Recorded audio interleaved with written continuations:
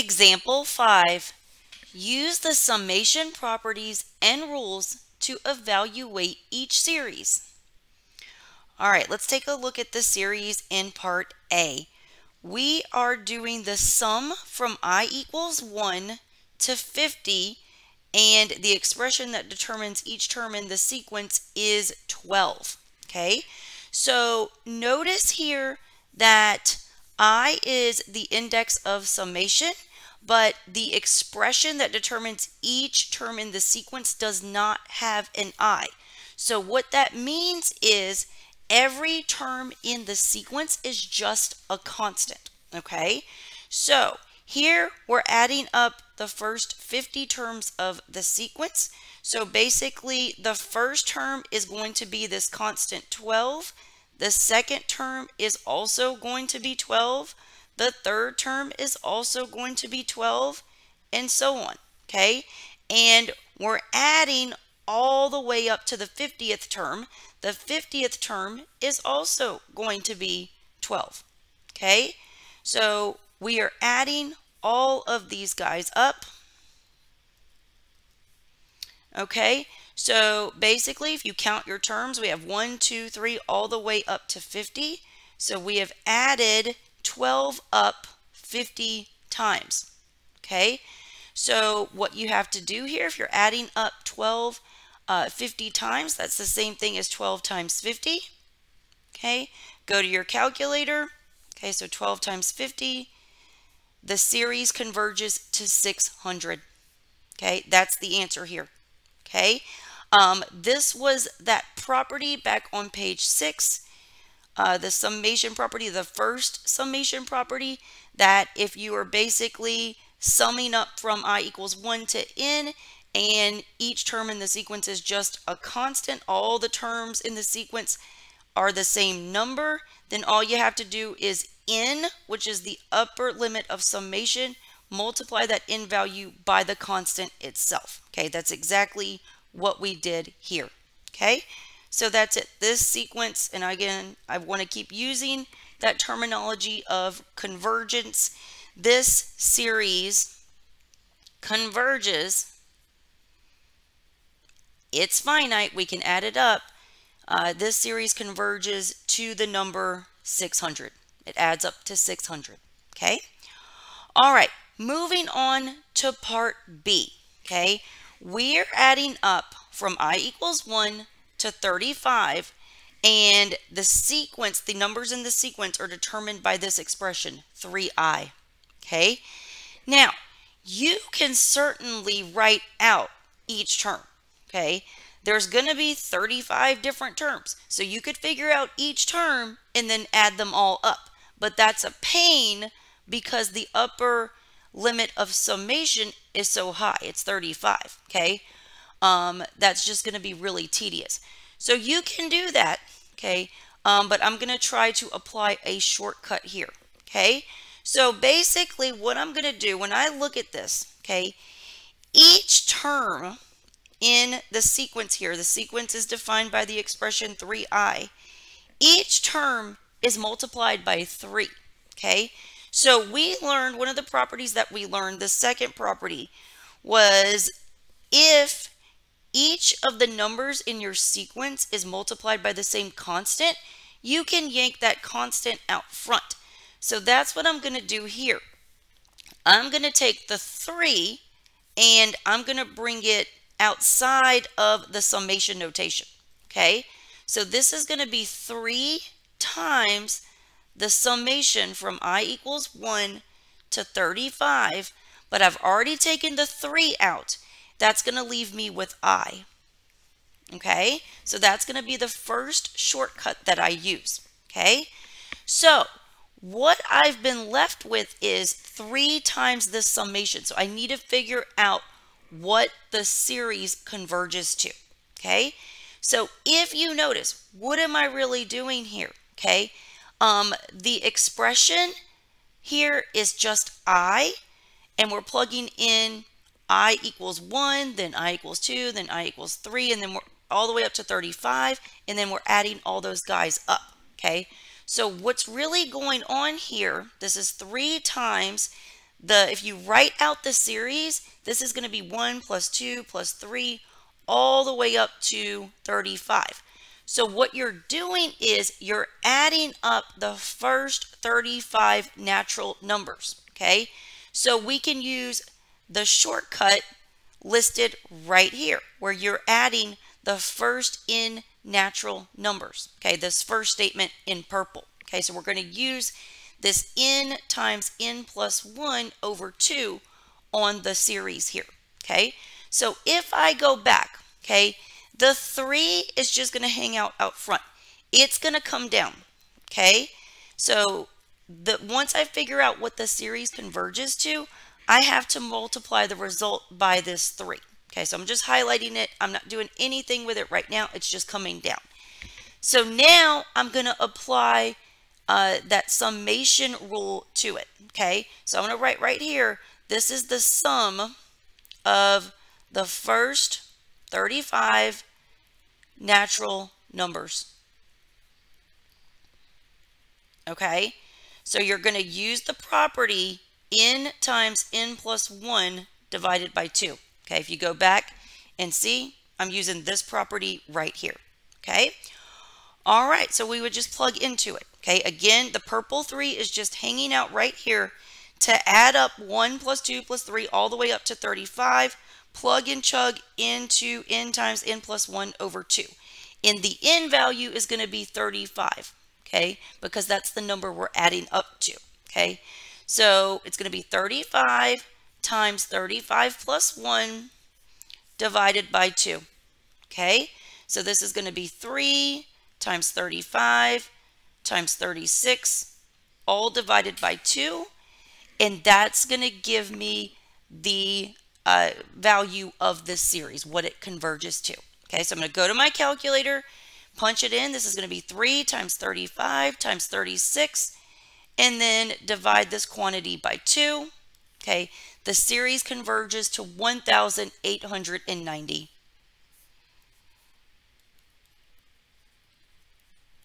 Okay, that's the answer. Okay, and again, we knew going into this that we were going to get an answer. We were going to get a number because this is a finite series. Every finite series converges.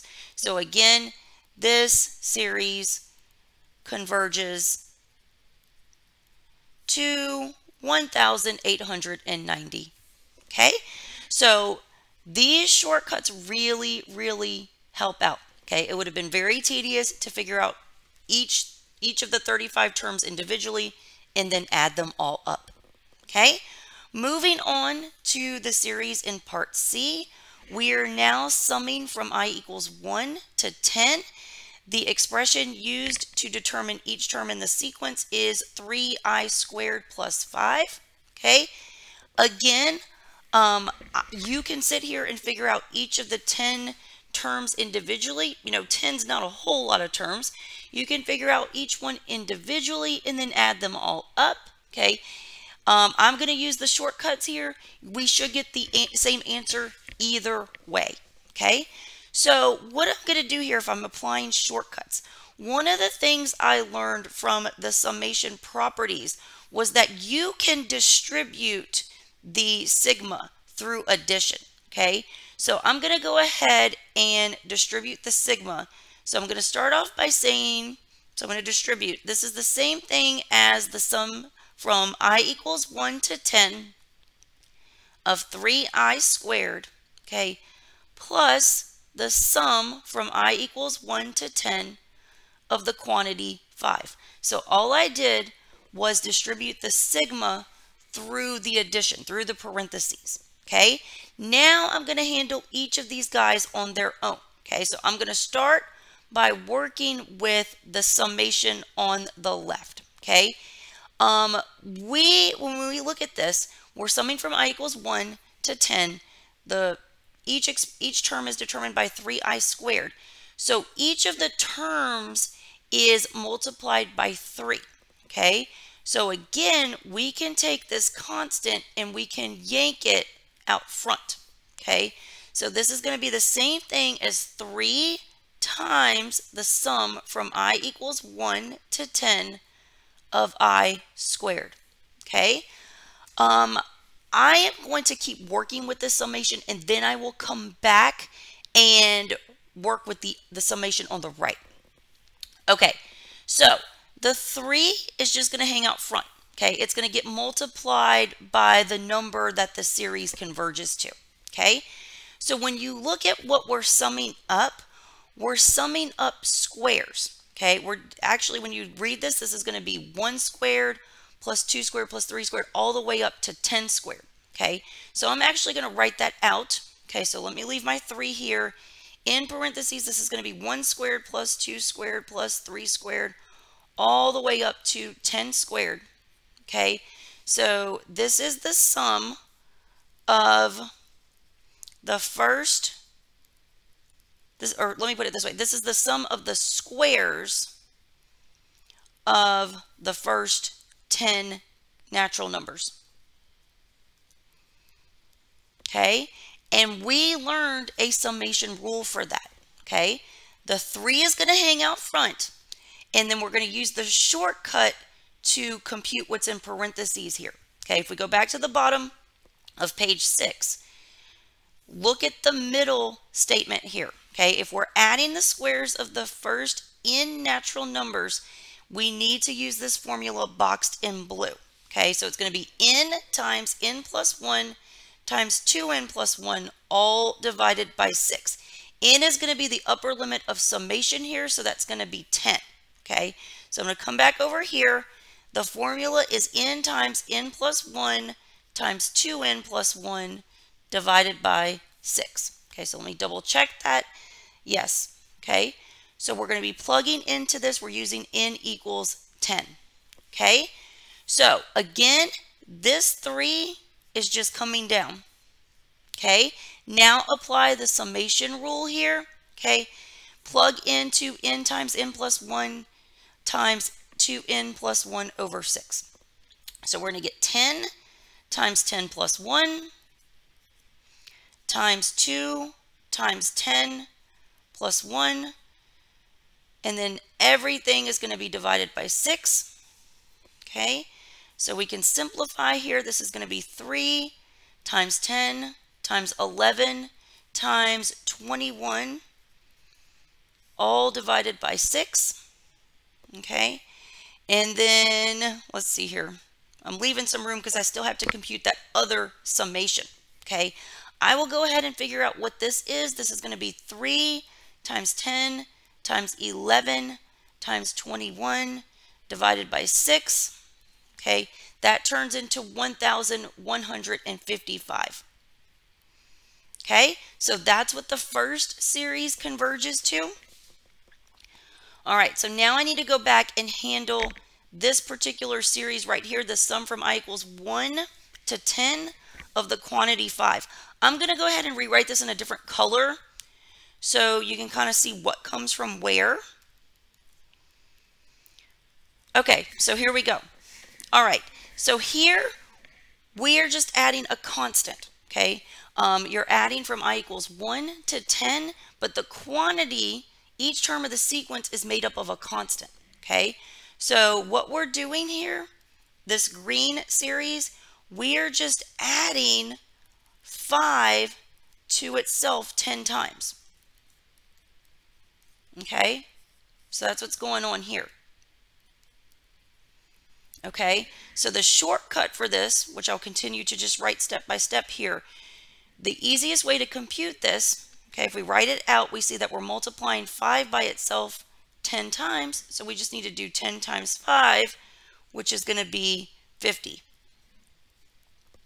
Okay, so the green series converges to 50.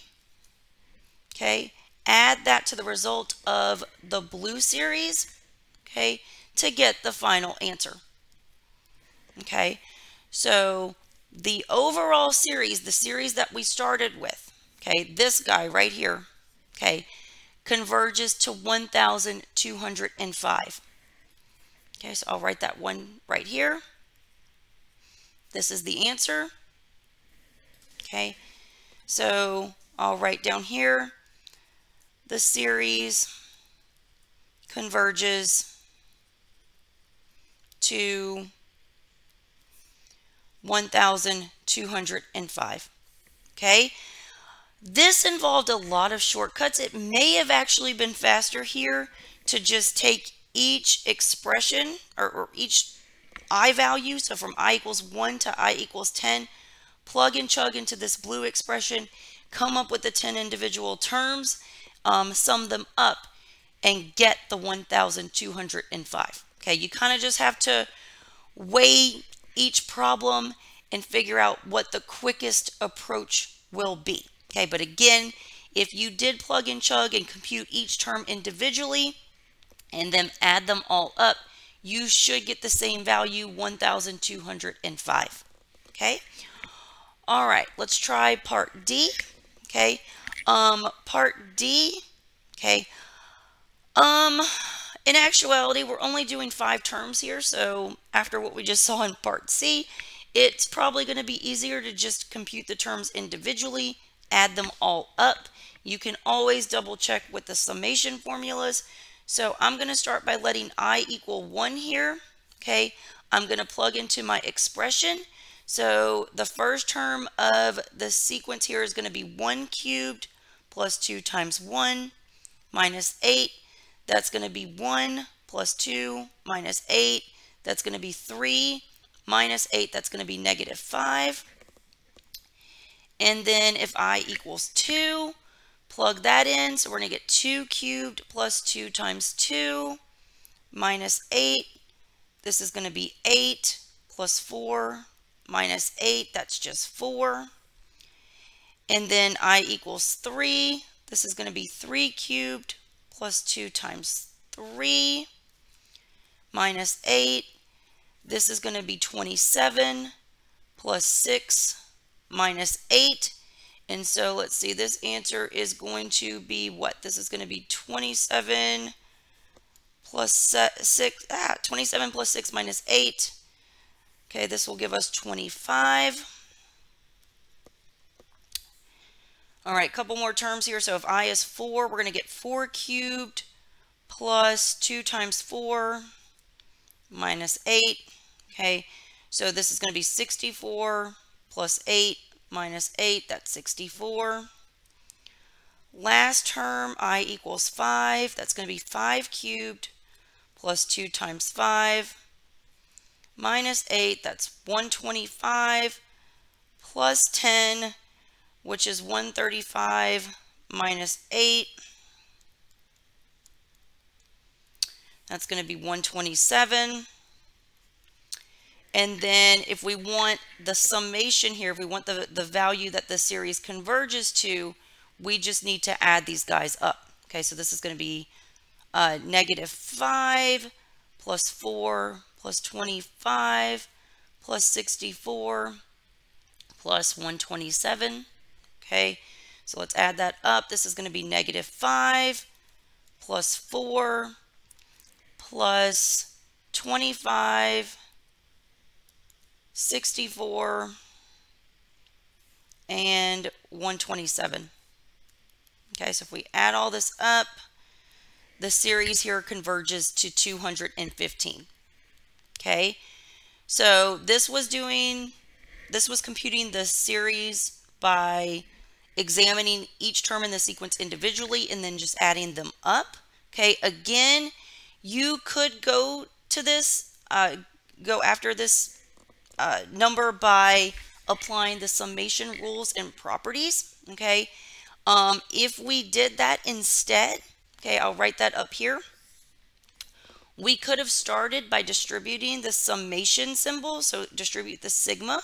So we get the sum from I equals 1 to 5 of I cubed plus 2 times the sum, whoops, hold on, I skipped a step. So plus the sum from I equals 1 to 5 of 2i minus the sum from I equals 1 to 5 of 8. Okay, remember the subtraction sign is right here. Okay. All right, so we know that we can distribute a sigma through addition and subtraction. Okay. The next thing I can do here is pull this 2 in front. Okay. So we can do that. So if we write this out, let me just write this in the next step, and then we can just start plugging and chugging. Okay, so pull that 2 out of that middle summation. Okay, that's just going to leave you with I. Okay. All right. This last summation where you're adding from I equals 1 to 5 and you're adding a constant. Okay. So remember what you're doing here. You're adding 8 up 5 times. First term, second term, third term, fourth term, fifth term. Okay. So really you're just computing 8 times 5 here. Okay. So let's do this. Okay, let's go to the first summation here. Okay, we're summing up cubes. So if you go to the bottom of page 6, we need to use this formula. Okay, we're summing the first n many cubes. Okay, so we're going to use n squared times n plus 1 squared all over 4. Okay, so let's pop that in. We need to be using n. I've already forgotten the formula. I need to memorize it. It's n squared times, n squared times n plus 1 squared all divided by 4. Okay, so that's what we're going to use to compute this yellow sum. Okay, and n is the upper limit of summation, so it's going to be 5. So this is going to be 5 squared plus, 5 squared times 5 plus 1 squared divided by 4. Okay, and so that is going to give us, let's see if we put this in the calculator, 5 squared times 5 plus 1 squared divided by 4. We're going to get 225 from that first summation. Okay, so remember this is all the yellow stuff. All right, so now let's see. I'll use green here for the second sigma. Okay, so I'm going to continue where I left off. I'm going to add. The 2 is hanging out front. So now I'm adding the first 5 counting numbers. So basically 1, 2, 3, 4, 5. Okay, you don't really need a shortcut here, but I will go ahead and use it just for practice. So if we are adding the first 5 counting numbers, we're going to use the first formula here, the n times n plus 1 over 2. So let me write that down. Okay, so we're using n times n plus 1 over 2. N is the upper limit of summation. Again, that's 5.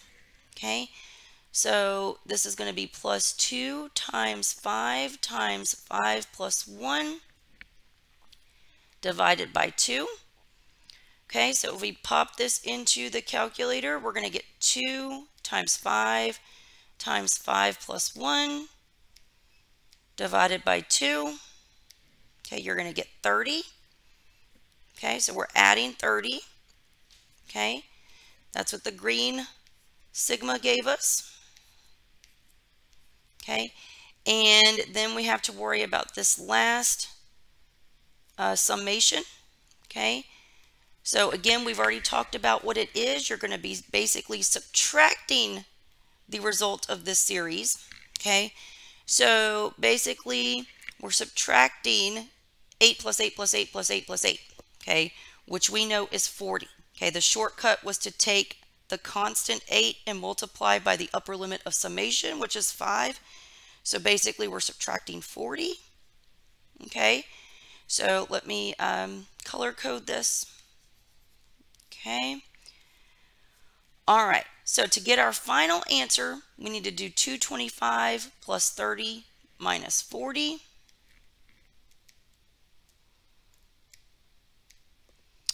And lo and behold, we get 215. Okay, 215 is what we had already gotten by just computing each term individually and then adding them up. Okay, like I said, you can use these shortcuts, but sometimes they're a pain in the butt too. They're not really shortcuts. Okay, so if you find it, easier for you, like if the upper limit of summation isn't that high, like here it was 5, it's probably going to be more efficient to just figure out each term and then add them all up. However, if you see an upper limit of summation like we did in part B, we had 35, or maybe you have 50 like we did in part A, it might be more feasible to use the shortcut route. But either way, you should get the same answer.